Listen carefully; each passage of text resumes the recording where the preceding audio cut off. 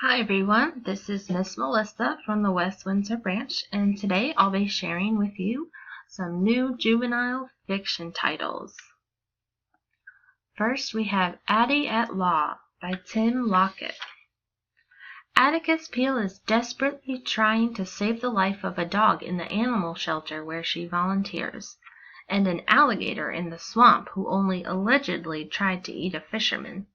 Her father named her after his favorite character, a lawyer in a famous book, but everyone calls her Addie, and no one except her dad, stepmom, and stepbrother thinks she's old enough to make a legal case for those who, as Addie points out, can't speak up for themselves. She's learning some law basics from her dad, who is defending an illiterate man in town on a murder charge.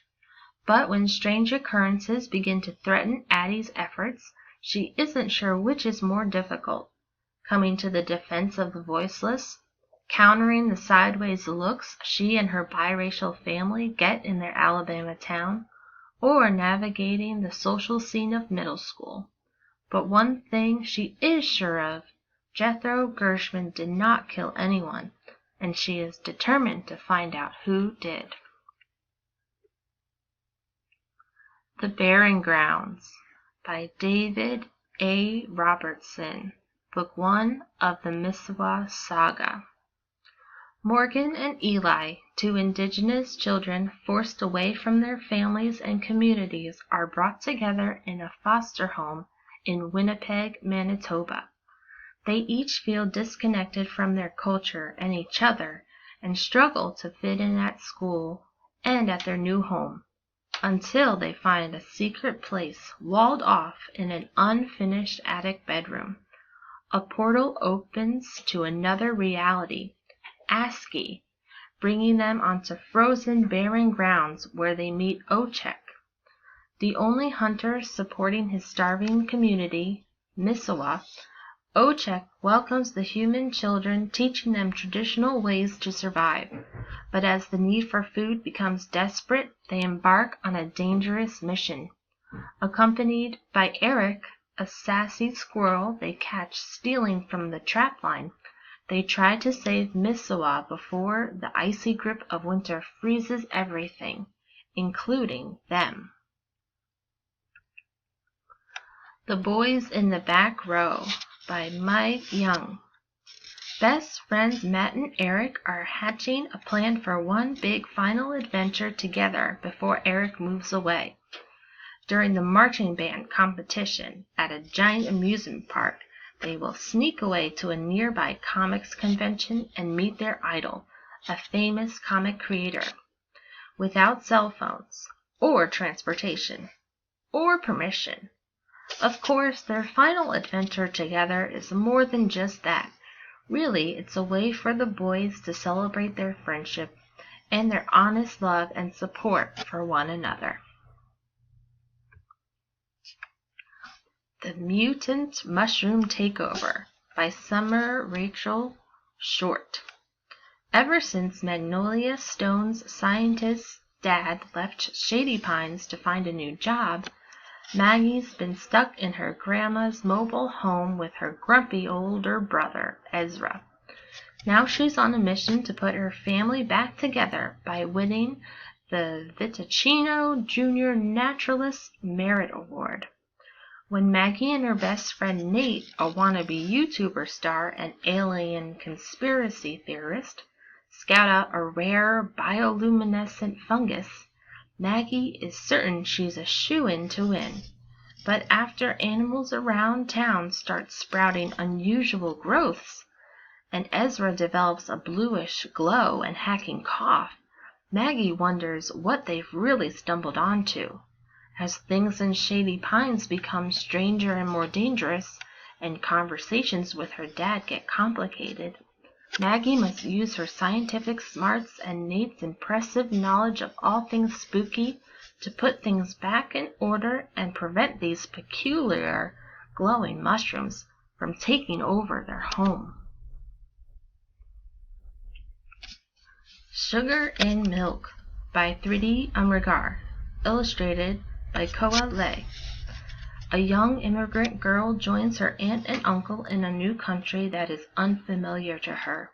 She struggles with loneliness, with a fierce longing for the culture and familiarity of home, until one day her aunt takes her on a walk. As the duo strolls through their city park, the girl's aunt begins to tell her an old myth, and a story within the story begins.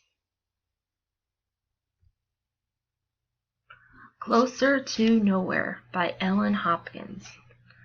For the most part, Hannah's life is just how she wants it. She has 2 supportive parents, she's popular at school, and she's been killing it at gymnastics. But when her cousin Cal moves in with her family, everything changes. Cal tells half-truths and tall tales, pranks Hannah constantly, and seems to be the reason her parents are fighting more and more. Nothing is how it used to be. She knows that Cal went through a lot after his mom died, and she is trying to be patient. But most days, Hannah just wishes Cal never moved in. For his part, Cal is trying his hardest to fit in, but not everyone is as appreciative of his unique sense of humor and storytelling gifts as he is. Humor and stories might be his defense mechanism, but if Cal doesn't let his walls down soon, he might push away the very people who are trying their best to love him. Told in verse from the alternating perspectives of Hannah and Cal, this is a story of 2 cousins who are more alike than they realize, and the family they both want to save. How to Get Away with Myrtle by Elizabeth C. Bunce.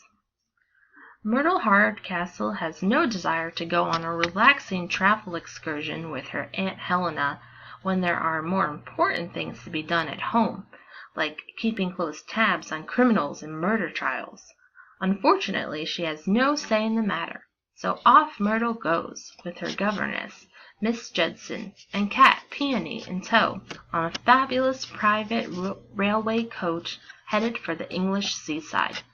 Myrtle is thrilled to make the acquaintance of Mrs. Bloom, a professional insurance investigator aboard to protect the priceless Northern Lights tiara.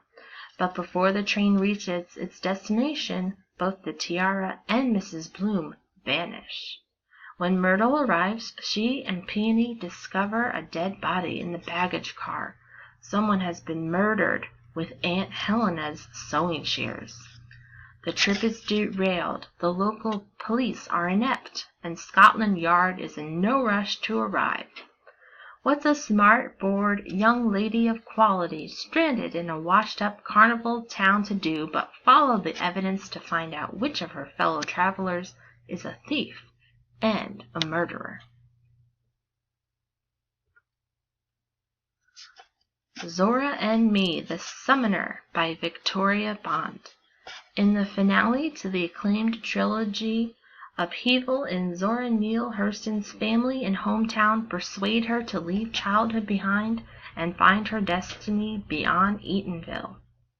For Carrie and her best friend Zora, Eatonville, America's first incorporated black township, has been an idyllic place to live out their childhoods. But when a lynch mob crosses the town's border to pursue a fugitive and a grave robbery resuscitates the ugly sins of the past, the safe ground beneath them seems to shift. Not only has Zora's own father, the showboating preacher John Hurston, decided to run against the town's trusted mayor, but there are other unsettling things afoot, including a heartbreaking family loss, a friend's sudden illness, and the suggestion of voodoo and zombieism is in the air, which a curious and grieving Zora becomes all too willing to entertain. Trowbridge Road by Marcella Pixley. Trowbridge Road paints an unwavering portrait of a girl and her family touched by mental illness and grief. Set in the Boston suburbs during the first year of the AIDS epidemic, the novel explores how a seemingly perfect neighborhood can contain restless ghosts and unspoken secrets. Written with deep insight and subtle lyricism by acclaimed author Marcella Pixley, Trowbridge Road demonstrates our power to rescue one another, even when our hearts are broken. The true definition of never been. Being 12 isn't easy, especially when you're never been. Neva feels beautiful wearing her new bra, but she's confused by how others respond to the changes taking place in and out of her body. Her best friend Jamila is getting all the attention. Her brother Clayton is becoming an activist. And Mom and Dad are gone working again. Granddad and Nana aren't much help either with their old ways and backward views.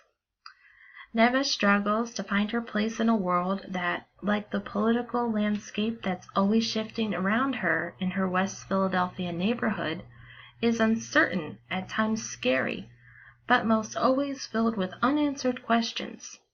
Neva is left with what comforts her most, words and their meanings, which she chronicles herself, while the pages of her beloved dictionary reveal truths about what's happening around her.